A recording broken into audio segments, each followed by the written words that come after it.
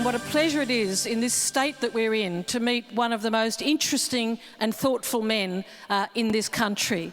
Professor Gordon Parker is the Scientia Professor of Psychiatry at the University of New South Wales and the former head of the Black Dog Institute. And for the researchers amongst you, he's been lucky enough to win an award for being the most highly cited researcher in Australia. But he is a Renaissance man, as well as having 20 years as Director of Mental Health at Prince of Wales Hospital. He also has a history as a creative writer. As a young medical student, he wrote for the Mavis Bramston show. Please reassure me that I'm not the only person old enough in this room to have watched that on television. One of the first great political satires in this country in the late 1960s. In 2004, Professor Parker had a play produced by La Mama in Melbourne, and now he, of course, has written a book, A Piece of My Mind, A Psychiatrist on the Couch. Please welcome to the couch and the stage, Professor Gordon Parker. Thank you very much, Julie, for that very generous introduction, and I was very impressed in the way in which you encouraged Zoran to put in your baby photos. And I'd also, of course, like to thank Beth Phelan and her team for the invitation to speak on a topic that is, to my mind, of considerable importance. In this autobiography, I focus a lot on mood disorders, which by definition are impairing and seemingly without redeeming features for sufferers. And even the word sufferers captures their negative impact. So at face value, they appear to provide no advantages. But in this book, just over a couple of pages, I touch on their potential for positive downstream benefits. And that's really the issue that I want to expand on in this presentation this afternoon. So the first question that I guess could be raised is depression adaptive? Does it have some advantage? And in this very thoughtful paper, my American colleague, Randolph Nesse, observed that depression is painful and therefore it could have some adaptive advantages. Firstly, like pain, it might function as a signal. So effectively you're saying, ouch, there's something negative going on, I must withdraw. Secondly, along with that, depression may take you down in the hierarchy, so it promotes an escape or an avoidance strategy, and therefore it's defensive. It's a yielding signal in any hierarchical conflict, and more importantly, it may assist disengagement from major commitments, particularly if the task is likely to be unproductive or futile. But Nesse acknowledged that that model probably only holds for normal depression, and where I would also support that every now and again to be depressed in a normative way, experience hubris, can in fact have a number of advantages. But for people with the real clinical depressive conditions like melancholia and bipolar disorder, Nesse, and I applaud him for it, says any evolutionary advantage is unlikely to be present. Stephen Fry, in that wonderful documentary that has done so much to destigmatize bipolar disorder, where he explored his and his own experience of it, raised this very interesting question, basically saying to people, if there was a magic button that you pressed and it would take away every aspect of your bipolarity, you could live your life again, would you choose to press the button to have the condition? And he asked that question of many people, with a number of them, in fact, answering in the affirmative. It's not something that's in the psychiatric literature, but when you listen to people that have walked the hard journey of a mood disorder, then in fact you start to hear a percentage giving such a positive interpretation of parts of the journey. This was a book that we published of essays narrowed down from 650 people who'd had a depressive disorder, and where a number of them said that they, in effect, would choose to have their depressive condition. And similarly, a book, 150 people writing their personal stories about bipolar disorder, again, a percentage articulated the advantages of the mood disorder. So it raises the possibility that individuals with bipolar disorder in particular, but also those with what we call unipolar or non-bipolar depression, may be able to grow beyond the confines of their condition by learning not only about it, but also about themselves, and most importantly, to identify what is important in defining their life. And as one patient said, bipolar is a word, not a sentence. And that once they'd learned to pace themselves, they could actually outpace the condition. So we undertook a study, and it really is, I think, the first to evaluate the Stephen Fry question. And I should emphasize that these were people who were attending a clinic for the diagnosis and clarification of management. So they hadn't completed the journey. They were still doing it very hard. So it was biased to those where it may be quite unlikely that we would get a positive story. And what we sought was to get them to identify the positive aspects of a mood disorder if they could, and that's qualitative research. And then the quantitative aspect was to find out how common. And so you can see that we had just over 100 bipolar patients and over 200 unipolar patients. And in essence, they were in their mid-30s to 40s, 2/3 were women. 2/3 of them had a bipolar disorder. 2/3 of them having a bipolar disorder identified positives. And 1/5 of those with unipolar disorder identified positives. And the shared features across both diagnostic groups were of increased empathy and self-awareness, with the bipolar group articulating a third important factor, the issue of heightened creativity. So in regard to empathy, basically you see that 10 to 20% of both groups identified that they had an increase in their level of empathy, the capacity to relate to other people, to understand how another person feels, to put yourself in the shoes of another person. And as a consequence, many then wanted to go on to help others with mood disorders and felt that their capacity to do so would be advanced by their personal experience. And there are a couple of quotes there of how people articulated what they meant by empathy, giving more perspective to understand the position of the other, greater understanding for fellow sufferers at a level that they might not and would not have appreciated if they hadn't experienced the depression themselves.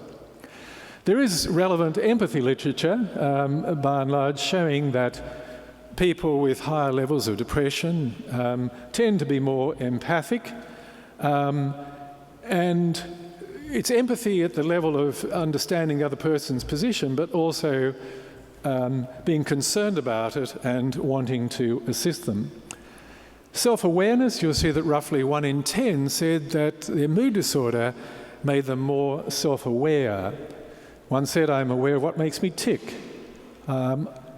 This was a medical practitioner. "I can empathise with my patients at a greater level." Another person said to be able to filter out those things which are ordinarily not noticeable. People with mood disorders have the capacity to see another side of themselves and others, and they have positive benefits. In seeking help, I've learned lots about myself. Many people articulated that they then decided to get rid of negativity. They wouldn't allow negative people around them. They cut them out of their social circuit, and they cut out negative events. So they're the factors that go with self-awareness. And there is, again, a small literature on the relevance of self-awareness, and what that really suggests is it is very highly correlated with empathy. The next aspect was creativity, and you'll see that only 1 in 100 of the unipolar patients felt that their mood disorder made them more creative or successful in employing creative pursuits.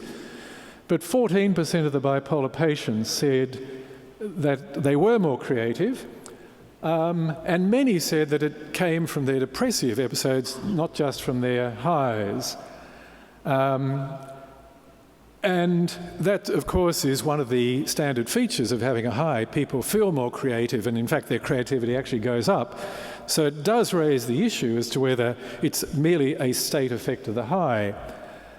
There is a literature again. Nancy Andreasen published this study many years ago, looked at highly creative people, and these were Pulitzer Prize winners, Nobel Prize winners, and found that the creative writers were 5 times more likely to have a mood disorder, and also their relatives were more likely to have a mood disorder. Interestingly, our bipolar patients, as I mentioned earlier, said that their creativity increased both during the highs but also during the depression. None of our unipolar patients saw depressive episodes as creative. So why might it be loculated to the bipolar patients?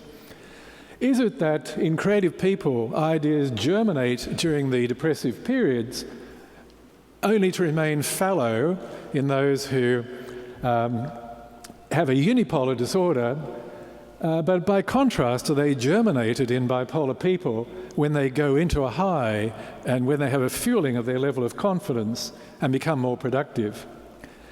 And certainly, people with bipolar disorder articulated an increase in their level of productivity, which was not noted by any of the unipolar patients. They not only find an increase in energy, but they are likely to find a use for it. Self-confidence, 1 in 20 of the bipolar patients, but none of the unipolar patients felt that they'd become more self-confident. The bipolar patients said that they felt more at ease with other people. They had more fun when they were high.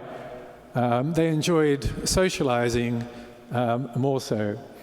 Now, clearly a lot of that may well be just loculated to the highs, but there was some evidence that it may be persistent. And again, there is a literature suggesting that bipolar patients tend, as a consequence of the condition, it's a non-scarring consequence, not an antecedent necessarily, to become more outgoing, and not just a state effect. And so we see in the last paragraph that what we find from some evidence is that people with a bipolar disorder tend to have a more extroverted temperament, personality style that actually predisposes to the onset of the condition. So we can conclude from the study that bipolar patients were 3 times more likely than unipolar patients, and at a very high rate, to report some advantages to their mood disorder. Now, clearly some of those may have been loculated to the state effects of having a high and thus transient, but nevertheless, many of these people said it went beyond that. It was a post-illness consequence, quite the opposite of disability. So why did we find these findings? And of course, the first one is that our data are false and had little basis in reality. I don't believe that. Having read so many essays and listened to so many people, these results are compatible with a very positive story that a percentage of people will find positives. It could be that these were people who were sunny side up and they just identified positives, whereas most of the time they were in a very difficult space, and I'd have to concede that. Certainly, as I said, bipolar mood states during the highs, people may have just given us the sunny side version as a consequence of their highs. And this is a common scenario where people often can romanticize the highs and not be aware of the difficulties and catastrophes and the issues that might compromise relationships. So therefore, a romanticizing rosy glow may have influenced some of the bipolar patients' reports. It may not be the impact of the mood disorder. It may be that people who develop mood disorders have this capacity. They may be more resilient intrinsically. And finally, there is the argument that I would raise and seek to raise here, that there are some positives to having a significant mood disorder and learning how to either master it or control it. And I really want to finish up in the last few slides on that issue. We know that this finding is not unique to mood disorders. Lance Armstrong, the great cyclist, developed testicular cancer, and afterwards said, given the choice to have the cancer again or not have it, he would choose to have it, articulating very similar issues that I've gone through. Appreciating when the sky was blue, getting rid of negativity. Also, Viktor Frankl wrote this wonderful book. He was a psychiatrist who ran anti-suicide programs prior to the Second World War that were highly successful. He was then placed in a concentration camp and saw the most horrible of human experiences and wrote this book afterwards, defining what he felt was the most important issue of his whole experience, and that was, at the moments of the most adverse experiences that we come across, there is always a positive interpretation to be taken. And asked a few weeks ago to nominate the book that's most changed my life, I asked our research team, and this was the book nominated by the great majority, because it goes beyond the constraints of the Holocaust to address what I think this conference is articulating. So his argument is, if we don't have meaning, then we have existential despair, and we can always, if we try, to look for meaning, even in most adverse experiences. That raises the issue then, is resilience inherent or is it acquired or both? An issue that Anne Devison looked at very closely in her wonderful book titled Resilience. And she said from her personal experience, she didn't regard herself as intrinsically resilient. She actually had to go through adversity to develop it. And I think that's probably the commonest interpretation. This wonderful illustration by Matthew Johnson, who's in the audience, I think identifies that we need to be inured, rather like the growing of an oyster. An oyster needs to grate against adverse environments. And Matthew goes on to make the point that there's an iterative model here, that if we can recycle what we have experienced in a positive way, then it allows us to move again to one of the great tenets of the well-being literature, that it's more important to give than to receive. And as you know, Aristotle had that wonderful quote, "Happiness is the consequence of a deed." So one of the most popular measures of well-being is, if you could live your life again, would you change it?